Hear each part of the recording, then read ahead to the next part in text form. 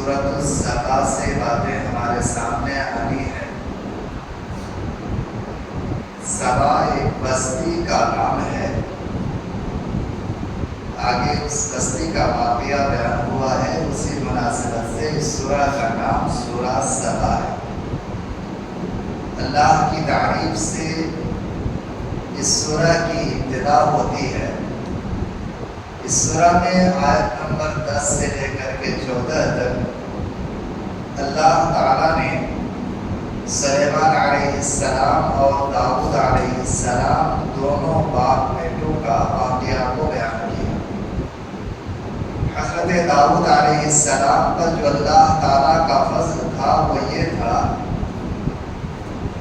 کہ پہاڑوں کو اور چڑیوں کو اللہ تعالیٰ نے داؤد علیہ السلام کے ساتھ کر دیا تھا۔ جب داؤد علیہ السلام تسبیحات پڑھتے تھے، ذکر اذکار کرتے تھے اور زبور کی تلاوت کرتے تھے تو پہاڑ بھی اور یہ چڑیا بھی ان کے ساتھ ساتھ ذکر اذکار میں لگ جاتے تھے۔ اور داؤد علیہ السلام کو ایک خاص فضل اللہ تعالیٰ نے یہ بھی دے رکھا تھا کہ لوہا کو ہاتھ سے پکڑتے تو لوہا پگھل جاتا تھا، پھر جس طرح سے چاہتے تھے داؤد علیہ السلام لوہا کو آکار دیتے تھے، شیپ دیتے تھے۔ زرہ جو جنگ کے میدان میں لوگ پہنتے ہیں، کہ داؤد علیہ السلام کے زمانے سے یہ زرہ کا ایجاد ہوا ہے۔ داؤد علیہ السلام نے سب سے پہلے زرہ وغیرہ بنانا شروع کیا۔ اس کے بعد سلیمان علیہ السلام پر اللہ تعالیٰ نے جو فضل کیا تھا اس کا تذکرہ کیا، کہا اللہ تعالیٰ نے سلیمان علیہ السلام کے تابع ہواؤں کو کر دیا تھا۔ مہینوں کا سفر بس آنے واحد میں سلیمان علیہ السلام کر لیا کرتے تھے۔ سلیمان علیہ السلام کے پاس ایک شاہی تخت تھا جس پر سلیمان علیہ السلام اپنے گھوڑے پر سوار ہو کر کے اڑتے ہوئے جاتے اور وہاں پر بیٹھ جاتے تھے۔ گھوڑا پھر پر میں آپ کو بتاتا چلوں کہ حضرت عائشہ رضی اللہ عنہا کی شادی ہوئی نبی صلی اللہ علیہ وسلم سے، اور جو بداغی ہوئی تو کھلونا کا سامان بھی یہ ساتھ لے کر کے چلی گئی۔ ایک گھوڑا جو ہے وہ بنائی ہوئی تھی، وہ حضرت عائشہ رضی اللہ عنہ۔ نبی صلی اللہ علیہ وسلم نے دیکھا کہ گھوڑا ہے، اس میں پر بنا ہوا ہے۔ آپ نے مسکرایا، کہا اے عائشہ گھوڑا پھر پر؟ اللہ کے رسول کیا حضرت سلیمان علیہ السلام کے گھوڑے کو پر نہیں تھا؟ نبی صلی اللہ علیہ وسلم نے اس بات میں جواب دیا، بات تو صحیح۔ تو معلوم یہ ہوا کہ سلیمان علیہ السلام کو اللہ تعالیٰ نے سواری کے لیے جو گھوڑا دے رکھا تھا یہ پر والا گھوڑا تھا، اور اس گھوڑے میں بیٹھ کر کے شاہی تخت کے اوپری حصے میں سلیمان علیہ السلام بیٹھ جاتے تھے۔ پھر سلیمان علیہ السلام کا حکم ہوتا تھا تو یہ تخت جو ہے اڑ کر کے جہاں پر ہوا کو کہا جاتا، ہوا اڑا کر کے لے جا کے چھوڑ دیتی تھی۔ تو مہینوں دن کا سفر سلیمان علیہ السلام چند لمحوں میں کر لیتے تھے۔ آج اس چیز کو سمجھنے میں کوئی مشکل بات ہے نہیں۔ فلائٹ میں لوگ سفر کر رہے ہیں اور ہزاروں ٹن وزن فلائٹ یہ اڑتی ہوئی چلی جاتی ہے چڑیا کی طرح۔ تو سلیمان علیہ السلام پر اللہ تعالیٰ نے ایسی چیزیں دے رکھی تھی۔ اب سلیمان علیہ السلام ایک جگہ سے دوسری جگہ جاتے تھے، ساتھ ہی تمام چیزوں پر سلیمان علیہ السلام کی حکومت بھی تھی۔ جنات سلیمان علیہ السلام کے تابع تھے۔ تانبا کو سلیمان علیہ السلام پر اللہ تعالیٰ نے واضح کر دیا تھا، کھول دیا تھا۔ تانبا کے بڑے بڑے کان حضرت سلیمان علیہ السلام کو ہاتھ لگے اور اس سے تانبے سے جو چیز چاہتے تھے بناتے تھے۔ تو جنات کے ذریعے سے یہ تانبا سے بڑا بڑا دیگ وغیرہ بنتا تھا اور اس میں کھانا بنایا جاتا تھا۔ ایک ایک دیگ اتنا بڑا بڑا ہوتا تھا کہ اس میں ہزاروں لوگوں کا کھانا پک جاتا تھا۔ سلیمان علیہ السلام کی حکومت کا عالم تھا۔ اس زمانے میں ایک بات بڑی مشہور تھی کہ جنات جو ہے غیب کو جانتے۔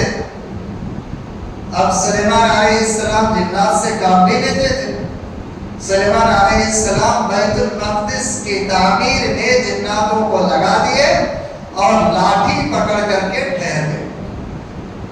اب سلیمان علیہ السلام کی روح کو اللہ تعالیٰ نے قبض کر لیا، بہت واضح ہو گئی، لاٹھی پر ٹیپ لگا کر کے جیسے کھڑے تھے ویسے ہی رہے۔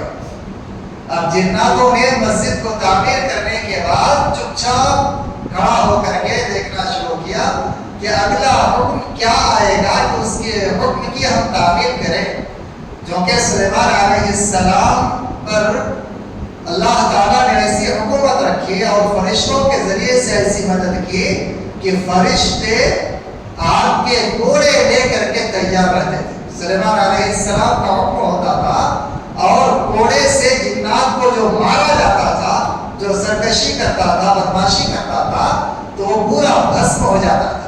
لہذا مارے ڈر کے یہ جنات ہل ڈول نہیں کر رہے تھے، چپ چاپ کھڑے تھے۔ ایک بات یہ کہی جاتی ہے کہ حضرت سلیمان علیہ السلام کو اللہ تعالیٰ نے ایسا علم دیا تھا جس کے ذریعے سے جناتوں کو جو سرکشی کرتا تھا پکڑ کر کے باٹن میں بند کر دیتے تھے اور اس کو قید کر کے چھوڑ دیتے تھے۔ اب وہ بدماشی نہیں کر سکتا تھا، لہٰذا جنات ڈر رہے تھے کہ کہیں میں مقید نہ ہو جاؤں سلیمان علیہ السلام کی خلاف ورزی کرنے میں۔ تو سلیمان علیہ السلام کا انتقال ہو گیا، لاٹھی لے کر کے سلیمان علیہ السلام کھڑے ہیں، اس لاٹھی میں دیمک کا کیڑا لگا تو دیمک کا کیڑا لاٹھی کو کھا گیا۔ اب سلیمان علیہ السلام گر پڑے۔ جب جا کر کے لوگوں کو یہ بات معلوم ہوئی، جناتوں کو بات معلوم ہوئی کہ سلیمان علیہ السلام کا انتقال ہو چکا ہے، تو اللہ تعالیٰ نے آیت نمبر 14 کے اندر اس چیز کو واضح کیا ہے۔ پھر آگے اللہ رب العزت نے ملکہ سبا یعنی سبا بستی کے بارے میں کچھ چیزوں کو واضح کیا ہے کہ یہ ملک یمن میں ایک بستی تھی اور یہ بستی جو ہے دو پہاڑوں کے بیچ آباد تھی۔ بستی کے اندر بڑی صاف صفائی تھی اور بستی کے سامنے ڈیم تھا۔ پورا ایران میں جہیں بھی بارش ہوتی تھی تو بارش کا پانی وہیں پہ آ کر کے جمتا تھا۔ تو 50 فیٹ اونچی اور چوڑائی میں دیکھے جائے تو تقریباً 30 فیٹ چوڑائی یہ باندھ جو ہے باندھ کر کے لوگ رکھے تھے اور اس طرح کا 3 باندھ دے کر کے رکھے تھے تاکہ اچانک زیادہ بارش ہونے کی وجہ سے باندھ ٹوٹ نہ جائے۔ اور اسی کے آڑ میں یہ جو ہے شہر بھی آباد تھا، بستی تھی اور بستی کے دونوں کنارے پہاڑ کے سائڈ یہ لوگ نالی بنا کر کے بڑے بڑے باغات لگا کر کے رکھے تھے اور اتنا بڑا باغ تھا کہ آدمی اگر ٹوکری سر پر لے کر کے چلتا ہو جاتا تو پھل گر کر کے ٹوکری بھر جاتا تھا۔ یہ باغ کا عالم تھا اور ایک دم تازہ پھل اور باغ میں جس طرح سے چاہے اس طرح کے پھل کو حاصل کریں، یہ عالم تھا۔ شہر کے اندر اتنی صاف صفائی، کہیں مچھر نہیں کہیں مکھی نہیں، یہ عالم تھا شہر کا۔ اور سبا بستی سے لے کر کے بیت المقدس تک ان لوگوں کا جو تجارتی سفر ہوتا تھا تو اس کے بیچ تقریباً 4700 بستیاں آباد تھی۔ یہ لوگ صبح چلتے، ناشتہ کا وقت ہوتے ہوئے کہیں بستی میں پہنچ جاتے تھے، ناشتہ کر لی اور پھر وہاں سے چلتے دوپہر کا وقت کہیں اور پہنچ گئے تو اس بستی میں کھانا کھا لیے، قیدرہ کر لیے، پھر وہاں سے آگے چلے، رات میں کسی بستی میں پہنچ گئے۔ اس طرح سے سفر کی صعوبتوں سے بھی اللہ تعالیٰ نے ان کو محفوظ کر دیا۔ لیکن یکایک ہوا کیا؟ ان لوگوں نے اللہ تعالیٰ کی نافرمانی کی اور اللہ تعالیٰ نے جو نعمتیں دے رکھی تھی اس نعمت کے اندر انہوں نے ناشکری کی۔ جس طرح سے بنی اسرائیل نے ناشکری کیا تھا نا، منا سلوائے کی طرح کا کھانا ہم کو پسند نہیں آ رہا، ہمیں دال چاہیے، فلاں چاہیے، فلاں چاہیے، تب اللہ رب العزت نے منا سلوا کو روک لیا اور بیت المقدس کی طرف ان لوگوں کو جانے کا حکم دے دیا۔ تو ان لوگوں کا بھی وہی عالم تھا، زیادہ سفر باندھنے کی ضرورت نہیں رہتی تھی اور مسافروں کو لوگ کھانا کھلا دیا کرتے تھے. یہ اس وقت لوگوں کا عالم تھا. تو یہاں سے سبا بستی سے بیت المقدس تک جانے آنے میں نہ توشہ لینے کی ضرورت ہوتی تھی اور نہ دیگر سامان کی ضرورت ہوتی تھی, نہ چور ڈکیت کا ڈر ہوتا تھا کہ سامان لٹے گا, نہ ہی جو ہے دیگر چیزیں دیگر اشیاء کی ضرورت ہوتی تھی. یہ سکون سے جاتے, تجارت کرتے, سکون سے چلے جاتے, کھاتے پیتے جاتے, بستی سے جاتے. تیروں کہنے لگے یہ بھی کوئی سفر ہے, سفر کا مزہ ہی نہیں آتا. بیابان ہو, جنگلات ہو اور توشہ وغیرہ لے جانا پڑے تب سفر کا مزہ آتا. تو اللہ تعالیٰ نے کہا ٹھیک ہے لو مزہ چکھو. اللہ تعالیٰ نے باندھ میں کیا چوہا کو پیدا کر دیا. اب یہ چوہا جو اس میں سراغ ڈالنا شروع کیا باندھ, اور اتنا تیز اللہ تعالیٰ نے پانی برسایا کہ پانی بہت زیادہ ہو گیا. اب پانی زیادہ ہوا, باندھ میں چوہا جو سوراخ ڈالا ہوا تھا تو اس سے پانی بہنا شروع ہوا. پورا باندھ جو ہے کٹ گیا اور ان کے جو باغات تھے یہ ختم ہو گئے. ان کے جو گھر وغیرہ تھے گھر وغیرہ ڈوب گیا. پوری بستی تباہ ہو گئی, پوری بستی تباہ ہو گئی. اللہ تعالیٰ نے صحابہ کا ذکر کیا.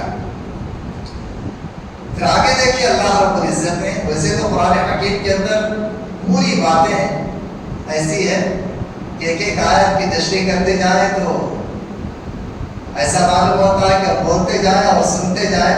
ایک عجیب چاشنی, ایک عجیب مزہ ہے. بارک سورۃ السبا کی جو باتیں ہیں انہیں باتوں پر اکتفا کرتے ہوئے سورہ فاطر میں چلتے ہیں. سورہ فاطر میں اللہ رب العزت کی تعریف سے یہ فاطر سورہ کی ابتدا ہوئی ہے.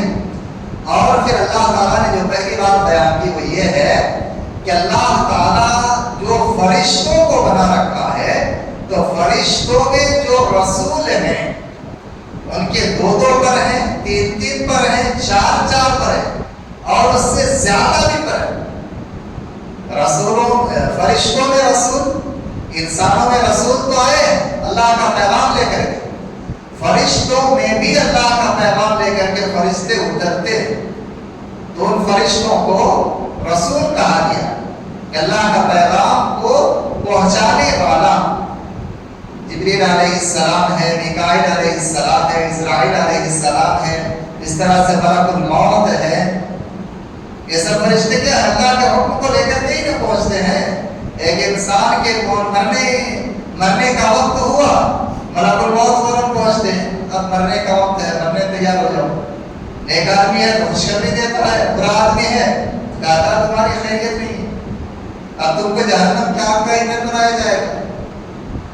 تو یہ پیغام لے کر کے کون پہنچتے ہیں؟ فرشتے پہنچتے ہیں نا. تو رسولوں میں بھی کیا ہے, فرشتوں میں بھی رسول ہیں اور یہ اللہ کا پیغام لے کر کے اترتے ہیں. یہاں تو 3 4 پر کا ذکر ہے. حدیث کے اندر دیکھیں تو نبی صلی اللہ علیہ وسلم کی حدیث ہمیں ملتی ہے کہ بطن مکہ میں جب نبی صلی اللہ علیہ وسلم نے جبریل امین کو اصلی شکل میں دیکھا تو اس وقت جبریل علیہ السلام کے کتنے پر تھے؟ 600 پر تھے.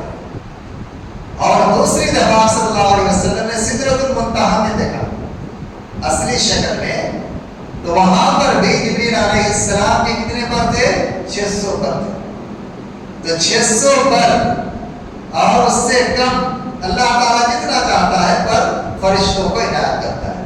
ان پروں کے ذریعے سے فرشتے دوسروں کو مارتے بھی ہیں اور ان پروں کے ذریعے سے اللہ تعالیٰ نے قوموں کو ہلاک بھی کیا ہے. باتیں آگے آئیں گی کہ فرشتے کس طرح سے لوگوں کو مارے اور جو ہے کس طرح سے بستی کی بستی کو تباہ کیے ہیں. بات آئیں گی آگے انشاءاللہ. تو فرشتے جو ہے اللہ تعالیٰ کے رسول بھی ہیں اور فرشتوں کو پر بھی ہیں. ان پروں سے فرشتے پلک جھپکنے کے برابر ٹائم میں اتنا زیادہ دور کا سفر طے کر لیتا ہے کہ ایک آدمی 50,000 سال لگائے گا. اتنا دور جانے میں 50,000 اللہ تعالیٰ نے تیز ترار چیز کو رکھا ہے. وہ کون سی چیز ہے؟ آنکھوں کی روشنی. یہ بہت تیز ہے، اس کی رفتار بھی بہت تیز ہے. سیکنڈ میں آپ آسمان کو دیکھ لیتے ہیں، سیکنڈ میں پھر آپ کی نگاہیں آپ تک. یہ بھی اللہ رب العزت کا کمال ہے. اللہ کی قدرت اتنی زیادہ ہے، اللہ کی تعریف کی جائے بہت کم. اللہ تعالیٰ نے یہ چیز بھی رکھا انسانوں کے اندر. اور فرشتے تو آنے واحد میں 50,000 سال کے برابر مسافت کو طے کرتے ہیں. سورۃ المعارج آپ دیکھنا چاہیں تو وہاں پر یہ باتیں معلوم ہو جاتی ہیں. پھر آگے اللہ رب العزت نے توحید کا درس دیتے ہوئے کہا کہ دیکھو اللہ تعالیٰ اپنی رحمت کسی پر نشانہ کرنا چاہے تو کوئی روک نہیں سکتا ہے، اور کسی سے اپنی رحمت کو روک لے تو کوئی اسے دے نہیں سکتا ہے. پھر آگے اللہ تعالیٰ نے کہا اے لوگو یاد رکھو تم سب کے سب اللہ کی بارگاہ میں فقیر ہو. تم سب کے سب محتاج ہو، ضرورت مند ہو، اور اللہ تعالیٰ غنی ہے، اللہ تعالیٰ حمید ہے، لائق حمد ہے. انسان جو کچھ کھا رہا ہے، پی رہا ہے، سو رہا ہے، جاگ رہا ہے، ساری چیزیں جو کر رہا ہے اللہ کی نعمت کے تحت ہی کر رہا ہے. اللہ کی توفیق اگر نہ ہو تو وہ نیک کام کر بھی نہیں سکتا ہے، نیک کام کر بھی نہیں سکتا ہے. مؤذن اذان پکارتا ہے حی علی الصلاۃ، آؤ نماز کے لیے، حی علی الفلاح، آؤ کامیابی کے لیے. جواب میں آپ کیا کہتے ہیں؟ لا حول ولا قوت الا باللہ، کہ مجھ میں کوئی قوت کوئی طاقت نہیں ہے کہ ہم اذان سن کر کے فوراً نماز کو چلے جائیں. اللہ کی توفیق ہوگی تو جائے گی. کوشش تو کرنا چاہیے، اور جب کوشش کرتا ہے تو کامیابی ملتی ہے. وَلَيْسَ لِلْإِنسَانِ إِلَّا مَا سَعَىٰ. بارکہ تم سب کے سب کیا ہو؟ اللہ کا محتاج ہو. اللہ کسی کا محتاج نہیں. اللہ تعالیٰ نے توحید کا ایک بہترین درس دیا. پھر آگے اللہ رب العزت نے جن چیزوں کو بیان کیا ان میں سے ایک چیز یہ ہے کہ جو لوگ شریعت کا علم جانتے ہیں اور جو نہیں جانتے ہیں وہ برابر نہیں ہو سکتے. جس طریقے سے ایک آنکھ والا اور ایک اندھا برابر نہیں ہو سکتا، اسی طریقے سے علم دین کو جاننے والا اور ایک نہ جاننے والا برابر نہیں ہو سکتا. جس طریقے سے تاریکی اور روشنی برابر نہیں ہو سکتی ہے، دھوپ اور چھاؤں برابر نہیں ہو سکتے ہیں، زندہ اور مردہ برابر نہیں ہو سکتے ہیں، اسی طریقے سے دین کو جاننے والے اور دین کو نہ جاننے والے یہ برابر نہیں ہو سکتے. حقیقت تو یہی ہے کہ اللہ رب العزت نے جن کو دین کا فہم دیا، اللہ رب العزت ان کے ساتھ بھلائی کا معاملہ کیا، اور جن کو دین کا فہم دیا گیا تو پھر وہ اللہ رب العزت سے بہت زیادہ ڈرنے والے. انما یخشی اللہ من عبادہ العلماء. پھر آگے دیکھیں تو سورہ یاسین ہے. سورہ یاسین سے پہلے ایک بات میں آپ کو بتاتا چلوں کہ سورہ فاتر میں جو آخری بات اللہ تعالیٰ نے بیان کی ہے وہ کیا ہے؟ کہ ہر انسان خطا کار ہے، گنہگار ہے. اگر انسانوں کے گناہوں کی وجہ سے ان کی پکڑ کو اللہ تعالیٰ مضبوط کر لے، ان کی پکڑ کر لے، تو پھر پورے زمین پر کوئی بھی انسان نہیں بچے گا. لہذا معلوم یہ ہوا کہ چاہے انسان کسی کیٹیگری کا ہو، گناہ ہونا وہ انسانی فطرت میں، انسانی فطرت میں. لہذا جب جب گناہ ہوتا ہے فوراً اللہ رب العزت کی بارگاہ میں آپ توبہ کیجیے، استغفار کیجیے. پھر آگے سورہ یاسین میں اللہ تعالیٰ نے قرآن حکیم کی قسم کھائی اور رسولوں کی قسم کھائی، اور اللہ تعالیٰ نے کہا کہ یہ قرآن رب العالمین کی جانب سے نازل کیا ہوا کلام. سورہ یاسین میں دیکھیے ایک مثال دے کر کے اللہ رب العزت نے لوگوں کو سمجھانے کی کوشش کیا کہ جو لوگ توحید پر عمل پیرا ہو جاتے ہیں ان کو کیا فائدہ ملتا ہے. یہاں دیکھیے انطاکیہ ایک شہر ہے، انطاکیہ ایک شہر، اور یہاں پر 3 रसूलों को अल्लाह ताला ने भेजा, सादिक, सदूक, सलूक। तीनों ने कौम के लोगों को तौहीद की दावत देनी शुरू की। कौम के लोग उसके ऊपर बरस गए। उसी शहर में किनारे तरफ से दौड़ता हुआ एक शख्स आया, हबीब नज्जार जिसका नाम। ये कहने लगा, यार तुम रसूलों को सरजनिश क्यों कर रहे हो? ये तो तुम्हें तौहीद की तरफ बुला रहे हैं, एक अल्लाह की तरफ बुला रहे हैं। तुम एक अल्लाह पर ईमान लाओ, कामयाबी तुम्हें मिल जाएगी। ये तो तुमसे उजरत नहीं तलब कर रहे हैं तौहीद की दावत पर, फिर तुम बरस क्यों रहे हो? अब लोग जो है तीनों रसूलों को छोड़ करके इनके ऊपर पिट पड़े और हबीब नज्जार को कत्ल कर दिया, शहीद हो गए। अल्लाह ताला ने इनके गुनाहों को तौहीद की बदौलत माफ किया और जन्नत के अंदर दाखिल कर दिया। अभी जन्नत के अंदर दाखिल होते ही क्या कह रहा है? सुभान अल्लाह, सुभान अल्लाह। अल्लाह ताला ने तौहीद की बदौलत मुझ पर कितनी बड़ी मेहरबानी किया, मुझको जन्नत के अंदर दाखिल कर दिया, मेरे गुनाहों को माफ कर दिया। ऐ काश दोबारा मुझे जिंदगी मिलती तो मैं जाकर के लोगों को बतलाता कि तुम तौहीद का इकरार करो, अल्लाह ताला तुम्हारा सब गुनाह को माफ कर देगा। अल्लाह ताला ने उनको दोबारा जिंदगी तो दी नहीं, लेकिन उनकी बातों को सूरह यासीन में बयान कर दिया। देखो कि जो कोई तौहीद पर अमल पैदा हो जाता है तो फिर अल्लाह रब्बुल इज्जत उनके गुनाहों को बख्श देता है।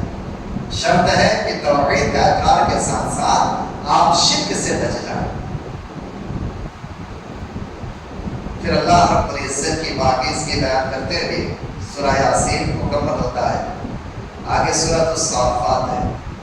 सूरह साफ़ात में अल्लाह ताला ने फरिश्तों की कसम खाई है। फिर आगे चल करके अल्लाह ताला ने इब्राहिम अलैहिस्सलाम और इस्माइल अलैहिस्सलाम का वाक़या का जिक्र किया है कि इब्राहिम अलैहिस्सलाम ने बेटे से ख्वाब बयान किया और कहा कि मेरे अजीज, मैं ख्वाब देख रहा हूँ कि तुझे मैं ज़बह कर रहा हूँ अल्लाह की रज़ा के लिए। इस्माइल अलैहिस्सलाम ने कहा, क्या कहा हुजूर, आपको जब अल्लाह ताला ने इजाज़त दी है ज़बह करने की, अल्लाह ने हुक्म दिया है तो आप ज़बह कर दें। सतजिदुनी इंशाअल्लाह मिनस साबिरीन, क्या आप मुझे सब्र करने वालों में से पाएंगे। अब इब्राहिम अलैहिस्सलाम आप बेटे की मोहब्बत भी अजीब होती है ना, कैसे ज़बह करें? फिर अल्लाह का हुक्म है, ज़बह करना शुरू किए। अब अल्लाह रब्बुल इज्जत ने आवाज़ दिया, कहा, ऐ इब्राहिम क़द सद्दक़ता रुया इन्ना कज़ालिका नजज़िल मुहसिनीन, तुमने अपना ख्वाब को सच कर दिखाया है और हम ऐसे ही नेकोकारों को बदला देते हैं। फिर अल्लाह ताला ने खुद कहा, इन्ना हाज़ा लहुल बलाउल मुबीन, ये तो बहुत बड़ी आज़माइश थी। बुढ़ापे के आलम में बाप का अपने हाथ से अपने बेटे को ज़बह करना, यह मामूली बात समझ रहे हैं? अल्लाह का हुक्म है, करना है, कर रहे हैं। आपको ख्वाब गिरे तो क्या आप ज़बह कर देंगे? जी, आप लोगों को ख्वाब गिरे तो अपने बेटे को ज़बह करेंगे? नहीं करेंगे। ये ख्वाब सही है या गलत, आपको क्या मालूम? क्या मालूम आपको? लिहाजा नहीं किया जाएगा। बल्कि अल्लाह रब्बुल इज्जत ने ये भी कहा, वफ़दैनाहु बिज़िब्हिन अज़ीम, हमने ज़िब्ह अज़ीम इब्राहिम अलैहिस्सलाम को फिदिये में दिया। ये ज़िब्ह अज़ीम क्या है?